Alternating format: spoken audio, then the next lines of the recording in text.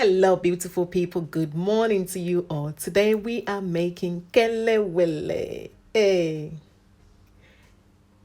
kelewele esijaso brony bicham opebiedi. Just being silly here. So we are diving right into it. We've got some ginger, some onions, some pepper or scotch bonnet pepper. You can use any chili of your choice. I have some sea salt in there.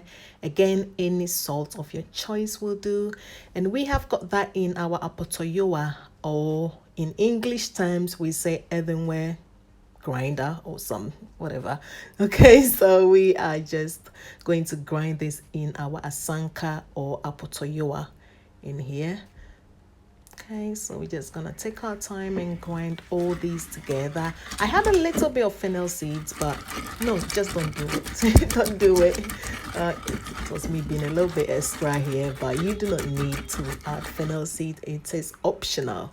Okay, so just your ginger, some onions, some pepper, and your salt will do.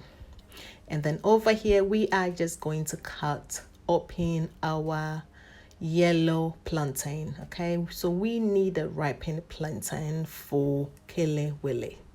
Okay, the green plantains, they just won't do it. You need the yellow ones.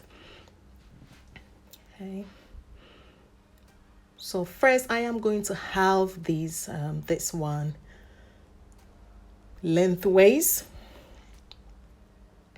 Okay, and you can have it again lengthways so that you get 4 different ones, or in my case I just decided to just have them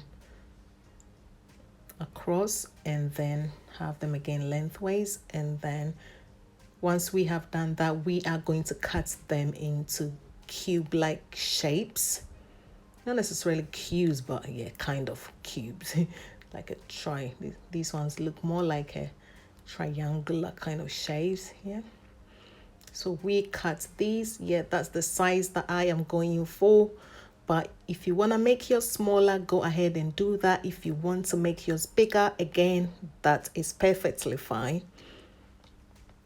And then we are going to mix all of these. I had 2 plantains that I cut, chopped into cubes, and I am going to just mix these in my spice mix. Okay, so I had ginger, some pepper, these are scotch bonnet pepper or habanero chili. You can use any chili of your choice, and some onions and some salt, of course.